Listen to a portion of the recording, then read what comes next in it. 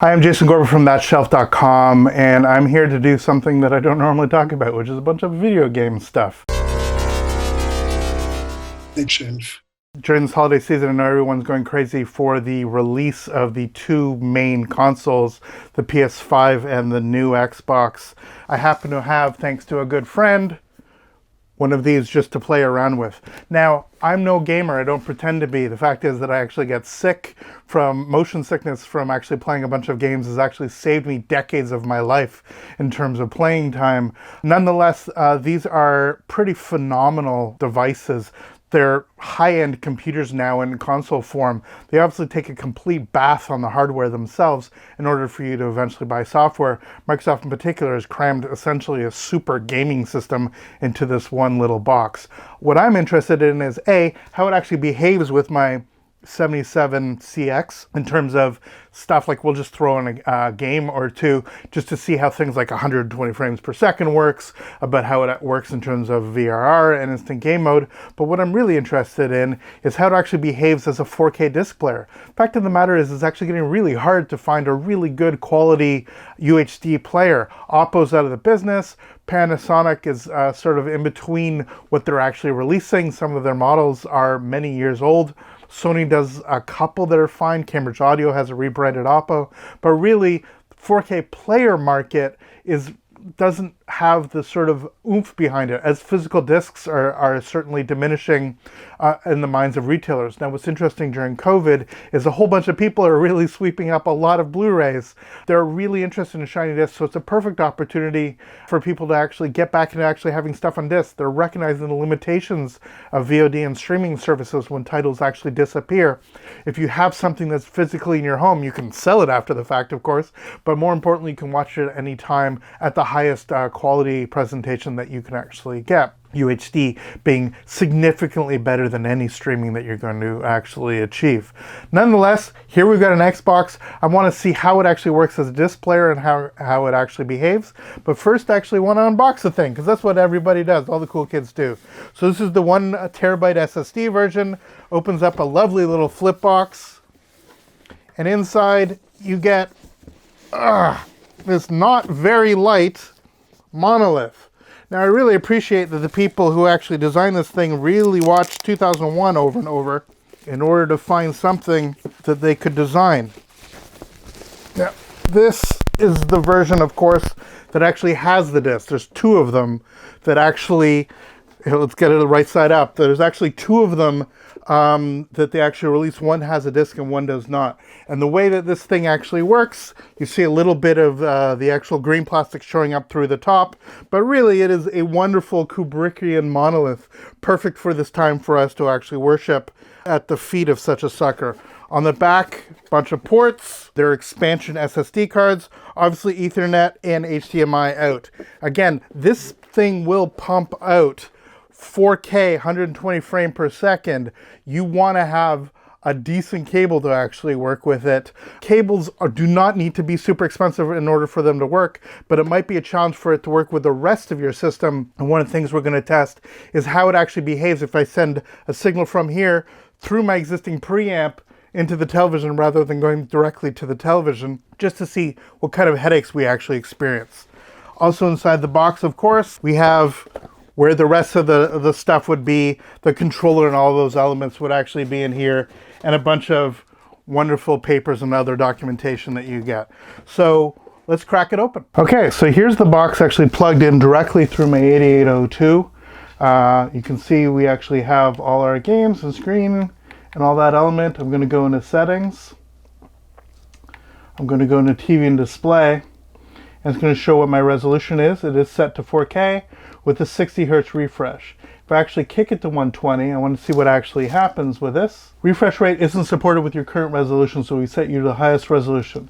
In other words, through my setup, it will not do 4K 120 directly through my preamp. Now, for me, that's a bit of an issue, because if I'm playing games that actually, or playing a disc that would actually be at 120 frames per second, just in case we ever get to that point, because I don't have eARC with my version of my preamp, I am not going to get the full audio bandwidth. Now, all of this is pretty much secondary for the people who are actually going to be worried about 120 frames per second. The difference in sound between something that's a quote-unquote compressed Dolby Digital and something that's a full True HD is going to be very minimal, especially in surround. I will be able to do some Atmos processing, but it won't be the full bandwidth Atmos that I would get on certain elements.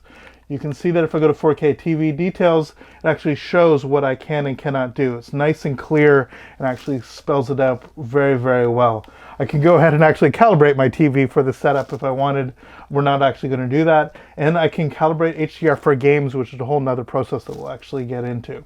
For now, though, what I wanted to see is what actually happens if I put in a disc. I'm playing around with the Spears & Munsell HD disc. It seems like something that's quite obvious to do. And so I'm just going to throw this in. This way or the other way? Did I guess correctly? Oh, right. And the first thing that it tells me, even if I just want to play a disc, is that I'm not online. Microsoft really wants me to be online, even for playing stuff on your home theater. Now, there's lots of reasons for this, everything from copy protection to them actually, in some ways actually seeing what actually takes place on their systems. But nonetheless, I have to plug in an Ethernet cable. We could go Wi-Fi, but if you're going to be doing stuff like high-resolution gaming, it is always best to Ethernet where you can. I'm a big proponent that everything that you wire means something else that is wireless can actually work a lot better, and the thing that you've actually plugged in obviously behaves at its utmost. It's telling me it's all good.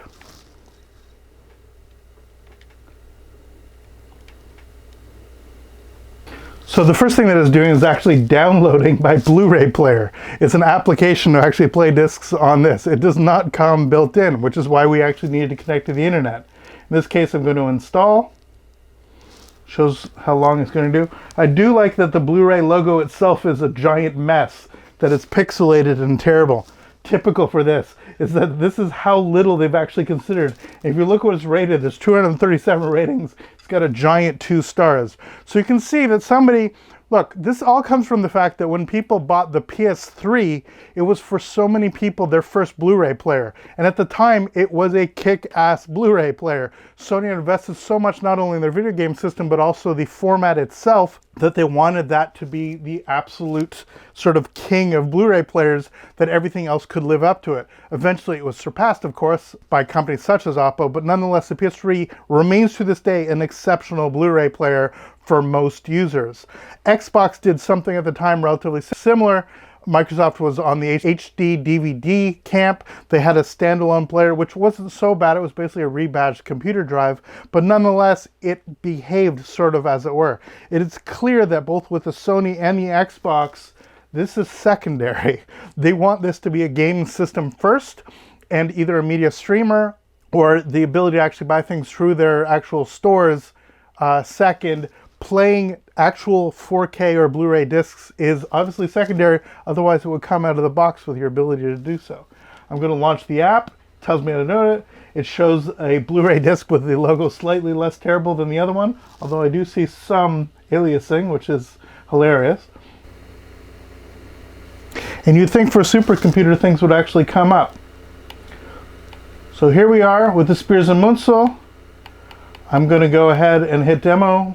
I'm going to hit demo material, and it behaves the way that you would think it would. So here we are, it passing through the 4K material the way that we want to. Now, the system itself when it starts up is extremely quiet, but its actual sort of disk churning away isn't the quietest I've ever heard. Certainly the disk mechanism in a home theater environment for its loading seems a little bit loud, but once it's playing, the fan is not very loud and it's not very obtrusive, which means that it could actually stand as your 4K player. Here it is playing 4K at proper 4K. Now, it is my understanding, as I hit all the buttons and don't know how anything works, I want to go back to the menu. Hilarious. Okay, as somebody who's actually never used this before, it is not exactly intuitive what is how to go back to the menu, what start and play is. So, you just sort of randomly hit buttons. If I hit the A button, suddenly I'm back to the main menu. If I hit that again, it actually starts.